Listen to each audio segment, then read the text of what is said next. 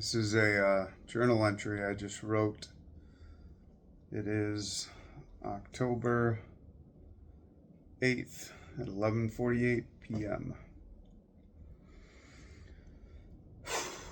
Okay. Opening the heart. Opening the heart and blindly navigating what feels right is a difficult space to be in. I got into recovery from heroin addiction in 2017. It was a long road to get there, and I'm grateful I never returned. Getting sober brought up so much for me. I was faced with myself and all the contradictions I had lived in for so long. This made the voice inside my mind very loud. I kept quiet for those first few years, and connection was hard to make. I had to connect with myself first, and all I really knew was work. For the most part, I was pretty reclusive. I learned to make peace with who I was,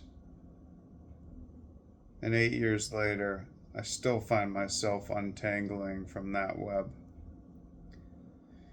In sobriety, I kept people at arm's length, probably a 30-foot pole to be more precise. I certainly talked about depth and connection, but really feeling it was a whole nother thing. Until I met Michaela, a name I rarely say these days. She fought her way through a mountain of walls my heart held tightly. I just couldn't let people in there. Yet, despite my resistance, she stuck around. I can't imagine how hard it was for her, as I rejected her so much, scared of love. Everything in my body told me this was wrong. I just didn't know how to let love in. Over the years, as I let her in and then pushed her away, the unsteady rhythm became our life. It was hard to trust. I didn't trust myself. An addict has a hard time doing that, especially after 20 years of fighting my own body's need to rest and feel. She stayed. Maybe unsteadiness and a fractured relationship were what she knew. I don't know. Or maybe she just hoped I'd see it through, release my shame, and finally let someone in. But I couldn't, and I didn't. She became a reflection of the fight I had within. Instead of loving the parts inside me, I made her the enemy. She was trying to break into a place that no one was allowed, and I dug my boots into the ground to defend it. Defensive, unable to let go and let love change me, I fought. The fighting, rejection, and resistance, mixed with intermittent moments of declared love, built a foundation cracked for our relationship. Nothing grew there. We thought maybe children would mend us, but as the fighting persisted, her body rejected the birth. We couldn't bring children into a world built on so much pain. The happily ever after never came. We separated many times. And eventually, the resentment led to our love drying up. I couldn't see straight, and leaving felt like the only way out. I left a family. It's been almost 3 years since then. I grieved and had no idea who I was anymore. I escaped and didn't want to feel at all. I've had many relationships in my life, all with substances involved. But with her, it was different. We chose presence and sobriety, to be seen in all confusion and imperfection, behind the roles and masks worn. Even though there was a lot of pain, it was a blessing. My heart was touched, and it shocked me.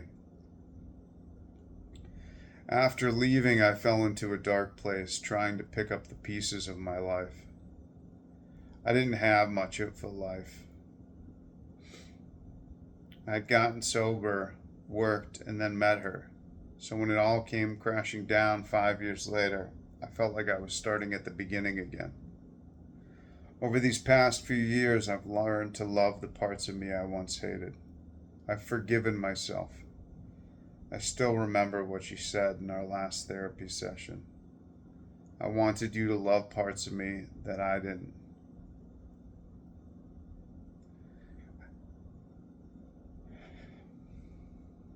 After doing a lot of work, I'm slowly opening my heart again.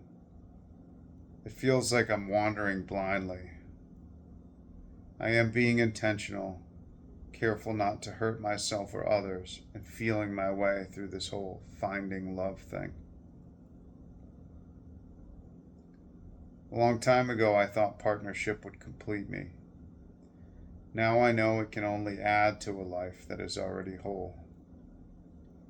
And yet this quote unquote being whole thing, living for myself alone, really sucks. It's not that fulfilling to have no one to live it with.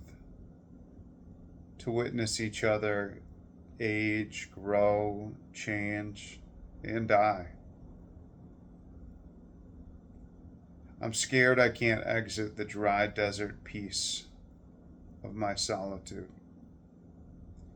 It has been a place of healing, and I know that staying too long feels like I'm building prison bars, holding me back from stepping into the unknown space of love. It's hard to feel into dating, a word I don't fully understand.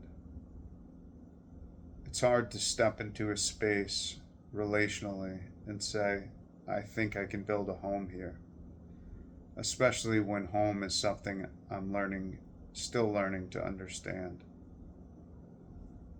I step out regardless.